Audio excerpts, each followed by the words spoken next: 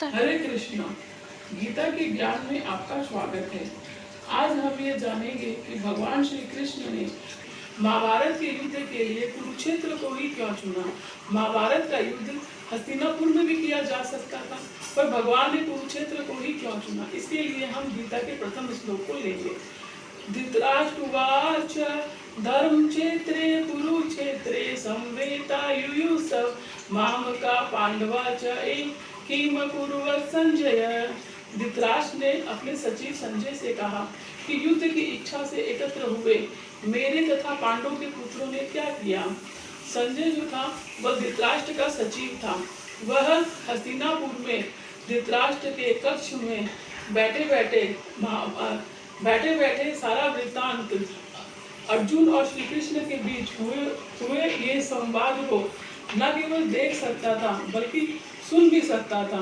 उसको ये दिव्य दृष्टि उनके गुरु वेद व्यास जी की कृपा से प्राप्त हुई थी।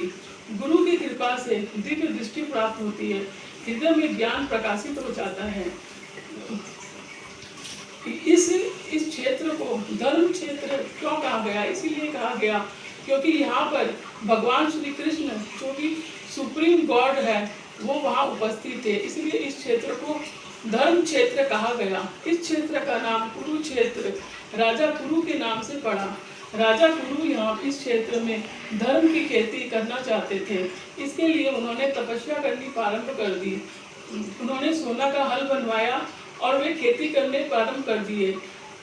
फिर इससे भगवान श्री कृष्ण जो है प्रसन्न नहीं हुए, तो वे अपने शरीर के अंग काट काट कर वहाँ बीज के रूप में बोना प्रारंभ कर दिया और फिर अंतिम में वे अपनी गर्दन काटने वाले थे। तभी भगवान इससे प्रसन्न हुए और वहाँ उपस्थित हुए। उन्होंने कहा कि ये तुम क्या करना चाहते हो, तुम क्या चाहते हो? उसने कहा कि मैं चाहता हूँ कि यह क्षेत्र एकदम पवित्र हो जाए। आने वाले समय में मेरे वंशज यदि वे धार्मिक ना भी हों तो उन्हें मोक्ष की प्राप्ति हो, क्योंकि अगले जन्म में धर्म ही साथ में जाता है। भगवान ने कहा ऐसा ही होगा। आने वाले समय में तुम्हारे वंशज जो यहाँ पे मरेंगे उनको मोक्ष की प्राप्ति होगी। तो भगवान ये सब वृत्तांत जानते थे, इसीलिए भगवान श्री कृष्ण ने कुरुक्षेत्र को ही महाभारत के युद्ध के लिए चुना है।